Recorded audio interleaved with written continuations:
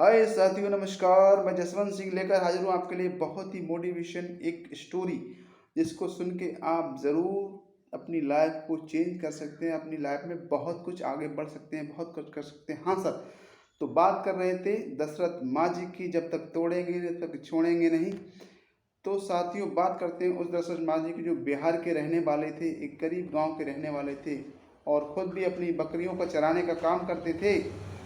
बकरी भी चराते थे और साथ में लकड़ी वनों से लकड़ियाँ काटते थे। पहाड़ पे जा के वनों में जाकर लकड़ियाँ काटते थे। एक दिन क्या हुआ, उनकी वाइफ, उनकी पत्नी जो प्रेग्नेंट थी, लकड़ियाँ लेके पहाड़ पे जा रही थी। पहाड़ के रास्ते से ऊपर से पैखाना रखा था, उनके हाथ में पानी था और लिए जा रही थी और उनका पैर फिसल जाता है। पैर फिसल के वो नीचे गिर जाती हैं और गिरने से उनको चोट आती है। उनको जब मालूम होता है तो उनको अस्पताल ले जाने के लिए कोई सुख सुविधा नहीं हो पाती है। जबकि उनके घर से अस्पताल की दूरी सिर्फ 7 किलोमीटर थी, लेकिन वो पहाड़ बीच में आता था। उस पहाड़ की वजह से उसको घूम के उस रास्ते को आना पड़ता था, जिसकी दूरी थी करीब 60 से 70 किलोमीटर दूर घूम के आना पड़ता था। जब उनको 70 किलोमीटर दूर घूम कर उसको ले जाया गया तो तक उनकी बहुत देर हो चुकी थी और उनकी पत्नी की डेथ हो गई। 2 बच्चे पहले से थे उनके।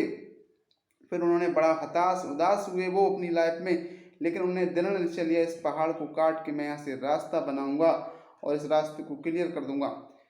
फिर बहुत सारी अड़चनें आई, उन्होंने सारी बकरियों को बेच दिया और छेनी हथौड़ा लेके औजार लेके उस पहाड़ को काटने के लिए उन्होंने दृढ़ निश्चय लिया। अपने बच्चों को नंसाल भेज दिया उसके, और अपने काम में 7 किलोमीटर लंबा पहाड़ था। इतना बड़ा निश्चय, दृढ़ निश्चय लेना बहुत ही कठिन कार्य था अपने आप में। तो लेकिन उन्होंने काटना शुरू कर दिया। लोगों ने उनको पागल बताया, ये तो पागल हो गया, बीबी के मरने से उसके गम में ये पागल हो गया है और ये ऐसा काम कर सकता है कि इतना हैवी पहाड़, इतना ऊंचा पहाड़ और 7 किलोमीटर उसको काट सकता है।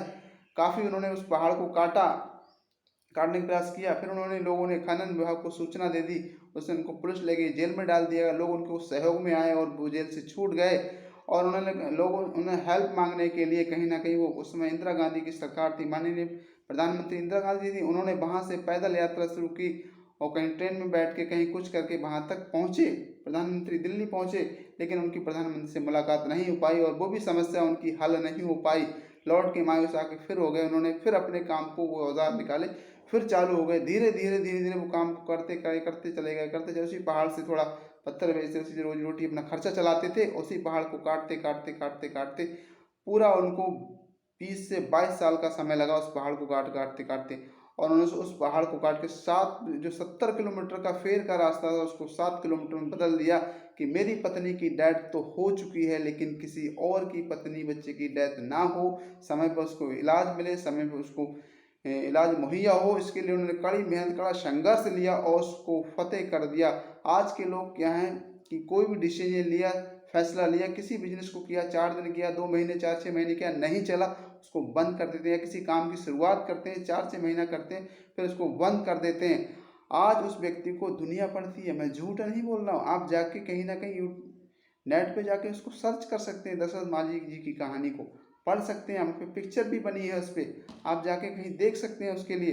तो उनके नाम से आज एक अस्पताल भी खुला है, उनके नाम से। उस सड़क का नाम भी उन्हीं के नाम से रखा गया है। उनके गांव में एक हॉस्पिटल भी खुल चुका है, उनका एक नाम उन्हीं के नाम से। वहाँ पर एक थाने का नाम भी रखा गया है दशरथ मांझी के नाम से।